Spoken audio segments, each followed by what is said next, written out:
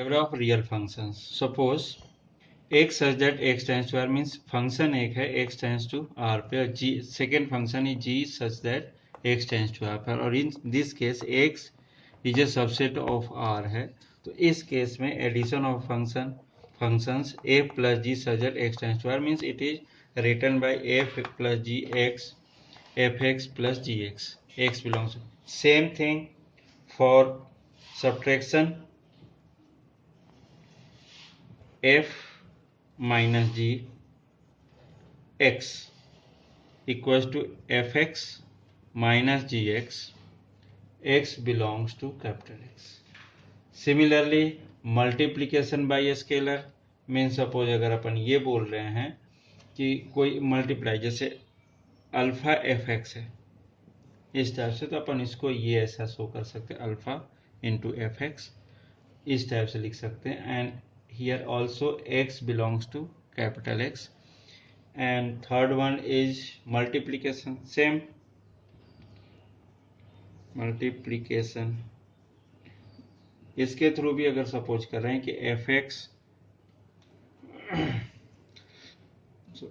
F into g x so it is also written as fx into gx and x belongs to capital X and last one it is a quotient और division जिसको बात कर रहे हैं अपन quotient of two real functions इसके रूप में भी दे रहे हैं तो f upon gx equals to f x upon g x means ऐसा डिफाइन हो जाता है ये and here g x not equals to zero इस चीज़ का ध्यान है क्योंकि रेशनल वैल्यू मिल रही है तो G x not equals to and x belongs to capital X means सीधा सीधा हम बात करें कि टू फंक्शंस हैं और उस केस में अगर हम ये बात करें कि फर्स्ट पार्ट में domain is a subset of real number तो इस केस में एडिशन भी एप्लीकेबल है सब्ट्रैक्शन भी एप्लीकेबल है और स्केलर प्रोडक्ट भी है मल्टीप्लिकेशन भी है और डिवीजन भी एप्लीकेबल है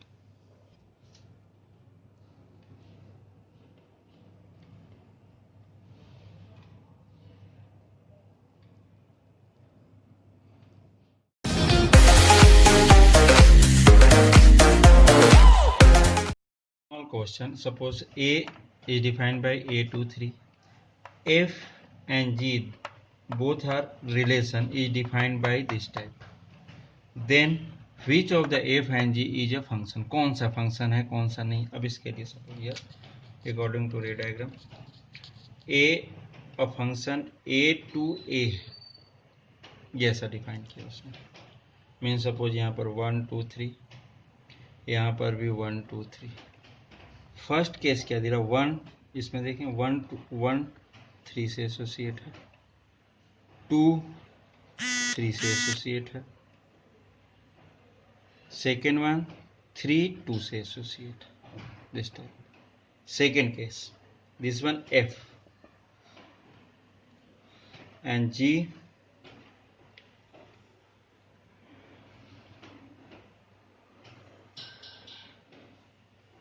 1 2 3 1 2 3 a to a फंक्शन है और ये g से डिफाइन है ऐसा अब यहाँ पर 1 2 से डिफाइन है 1 3 से भी डिफाइन है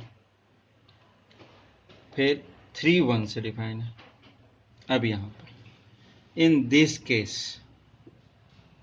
1 all the elements associated with b okay है यहाँ पर फ्री हो जाए चलेगा बट यहाँ पे फ्री नहीं होना चाहिए पहली केस दूसरी केस इसके टू एलिमेंट्स का एक यूनिक एलिमेंट यहाँ पर means each and every elements of A associated with second part यहाँ पर सभी हैं पार्ट इसके एक ही टू वैल्यूज इसके साथ ऐड हो सकते हैं यहाँ से टू वैल्यूज का एक इमेज हो सकता है बट हियर एक ही के टू इमेज मिले इट इज़ नॉट पॉसिबल दूसरी चीज़ ये तो यहीं पर ये फंक्शन नहीं दिखता ये वाला पार्ट दूसरा ये भी केस मिल रहा है कि यहाँ पर फ्री भी है सो जी इज नॉट अ फंक्शन और बट ये क्या है फंक्शन है क्यों है वो भी समझ में आ रहा कि all the elements are associated with A, second part of A.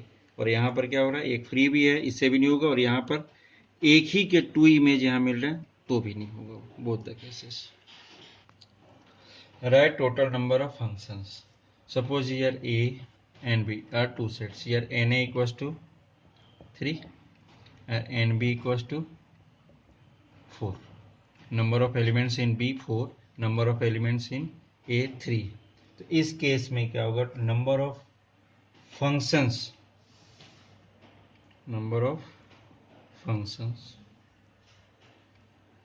from A to B क्या होता है, अगर फार्मूला याद हो तो NB whole power Na, so it is equal to 4 power 3। ये इस टाइप के क्वेश्चंस ऑब्जेक्टिव टाइप में तुम्हें मिलने वाले हैं।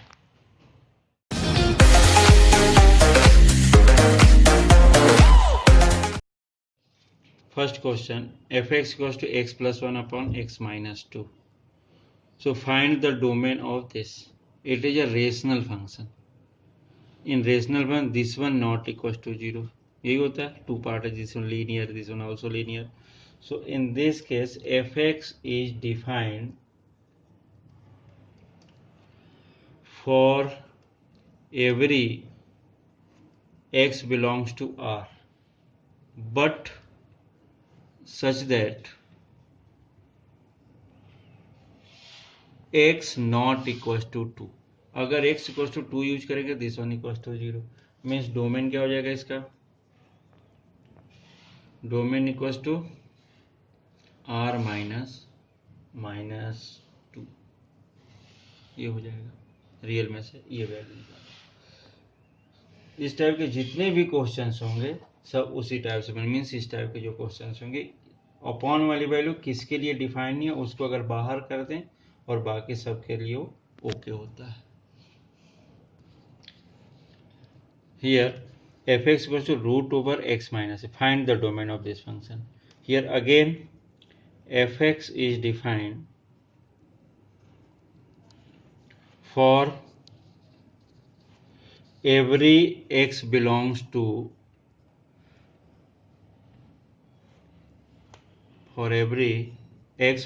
to R such that, कैसी केस है, रूट की वैल्यू, ये चीज थोड़ा सा ध्यान से सुनना। रूट मीन्स रूट में अगर कोई भी नेगेटिव वैल्यू हुई तो it is not defined, it is not a real function, it is a imaginary function या कॉम्प्लेक्स फंक्शन। अभी अपन रियल की बात करें तो रियल की बात करें तो इस केस में क्या होगा, in this case x minus 3 is greater than equal to 0 होना चाहिए, मीन्स पॉजिटिव वैल्यू चाहिए। So x is greater than equal to 3, ये मीन्स x की वैल्यू क्या हो सकती है, 3 या 3 से बड़ी, 3 और 3 से ग्रेटर देन की चाहिए, मीन्स डोमेन क्या हो जाएगा, 3 अप टू कहाँ, इनफाइनाइट, ये तो ये इसका ये डोमेन हो जाएगा। ये कैसा है, अगर इस रिजल्ट को देख रहे हैं तो it is also written as root over 3 plus x and 3 minus x, a square minus b square. So 3 plus x and 3 minus x is greater than equal to 0, ये होता है। अब इस पे थोड़ा सा वर्क करते हैं। सपोज एक नया फंक्शन दिया G x equal to 3 plus x on 3 minus x, ये दिया, इस फंक्शन की बात कर रहे हैं। अपन को इसकी रेंज बतानी कि सॉरी इसकी डोमेन बतानी, एक्स की कौन कौन सी वैल्यू अपन ले सकते हैं। हमारे पास केस ये है कि ये whole part is greater than 0। तो इस केस में अगर हम देख रहे हैं एक नंबर लाइन यूज करते हैं, it is infinity, this one 3, this one minus 3, this one is a minus infinity. अब इस रेंज में फर्स्ट रेंज अगर यूज कर रहे हैं अपन माइनस इन्फिनिटी टू माइनस 3, इसमें इस केस में क्या हो गया, सपोज टेस्ट पॉइंट अपन यहाँ ले लेते हैं -4, ये लिया। अगर -4 यूज करेंगे तो यहाँ पे क्या 3 प्लस -4, मतलब माइनस मिलेगा यहाँ पर, फर्स्ट केस में माइनस, और यहाँ पर क्या मिलेगा माइनस तो प्लस का, तो 7 हो गया। तो ये वैल्यू कितनी मिलेगी अपने को, -7, मतलब साइन कैसा मिलेगा, नेगेटिव, फर्स्ट केस में। तो इस केस में जी एक्स कैसा होगा, लेस देन 0। अगर सपोज x की वैल्यू क्या ले रहे हैं अपन, x इक्वल टू अपन ने यहाँ पर -4 लिया इस इंटरवल में, ये वाली वैल्यू के लिए टेस्ट किया अपन ने। सेकेंड अगर पार्ट देख रहे हैं मीन्स -3 to 3 के बीच में ले रहे हैं ये सेकेंड में। इसके लिए टेस्टिंग वैल्यू अपन ने 0 ले सकते, 0 है यहाँ पर लाई कर रहा, तो x इक्वल टू 0 लिया, x इक्वल टू 0 लिया तो 3 यहाँ मिलेगा, 3 यहाँ पे मिलेगा, और 3 इंटू 3 मिलेगा मीन्स क्या मिलेगा, 3 into 3 it is equal to 9, तो ये पॉजिटिव मिलेगा। और इस केस में gx कैसा मिलेगा, ग्रेटर देन 0। थर्ड पार्ट, अगर थर्ड पार्ट की बात करें 3 टू इन्फिनिटी, तो 3 टू इन्फिनिटी में अगर अपन चेक कर रहे हैं सो x इक्वल टू सपोज 4 ले लिया, तो इस केस में 4 लिया तो 3 + 4 7 हो गया, और यहाँ पर माइनस का 1, मतलब यहाँ पर क्या मिल रहा, 7 into -1 it is equal to -7। So इस केस में क्या नेगेटिव मिला, और gx कैसा मिल गया, लेस देन 0। बट यहाँ क्या बोल रहा, तो इस केस में अगर अपन बात कर रहे हैं gx की, जो ये वैल्यू थी जो हमारे पास है जिसकी बात कर रहे हैं, तो gx is greater than equal to 0 if x vary from -3 to 3। So domain of f equal to -3 to 3, ये हो जाएगा, क्योंकि इस केस में ही ये क्या हो रहा है, ये ग्रेटर देन वैल्यू आ रही है हमें, ग्रेटर देन 0, और बाकी केस में क्या हो रहा है, लेस देन आ रही है, तो इसलिए अपन ने ये डोमेन इसकी निकाल लिया। अगेन ये थोड़ा सा न्यू पार्ट है तुम्हारे लिए, फंक्शन का डोमेन फाइंड करना। जैसे ये पार्ट था तो ये दिया this one is greater than 0 और इक्वल टू 0, इक्वल टू 0 जब लिया होगा तो इस केस में क्या मिलेगा, x इक्वल टू 3 और x इक्वल टू -3 यहाँ से मिल जाएगा। If we take equal to part, this one equal to 0, this one equal to 0 अगर लेते हैं तो ये मिलता है। अब इसके बाद क्या करते हैं अपन, नंबर लाइन पे ड्रॉ कर दिया, और ड्रॉ करें तो इक्वल टू में तो, बट ये क्या बोल रहा है, ग्रेटर देन 0 होना चाहिए। तो ग्रेटर देन 0 के लिए आपने क्या किया, फर्स्ट केस में -4 लिया, सेकेंड केस में 0 टेस्ट पॉइंट लिया, सेकेंड नेक्स्ट केस में 4 ले लिया टेस्ट पॉइंट, और इसके थ्रू अपन चेक कर रहे थे कि कहाँ पर जो फंक्शन ये है वो ग्रेटर देन 0। तो हमें समझ में आया कि -3 to 3 में है ग्रेटर। लेकिन इस केस में एक चीज और आई कि ये जो अपन ने gx तो यहाँ ले लिया था, बट ये रूट वाली वैल्यू चाहिए थी, तो रूट वाली तो होल फंक्शन के लिए भी बोलेंगे, जो ये वेरी करेगा वही क्या करेगा, ये रूट वाली, तो इसलिए अपन ने क्या किया, उसके -3 to 3 इसका डोमेन ले लिया। Second part is range. Suppose अभी जो क्वेश्चन जिसका डोमेन निकाला था उसी की रेंज निकालते हैं। डोमेन मीन्स क्या होता है, value of x, domain means this part, और range means this part, means y की वैल्यू निकालनी है अपने को। तो अभी क्या हो रहा था कि अपन f(x) की value directly as it is solve करते। अब सपोज इसमें y की वैल्यू निकालनी है, तो इसमें के लिए क्या करते हैं, हमेशा याद रखना, इसकी प्लेस पर y लिखा, √9 - x²। अब यहाँ पर x की value in terms of y निकालते हैं अपन, तो ये क्या हो जाएगा, y² equals to 9 - x²। So x² equals to 9 - y²। It is also written as 3 + y and 3 - y।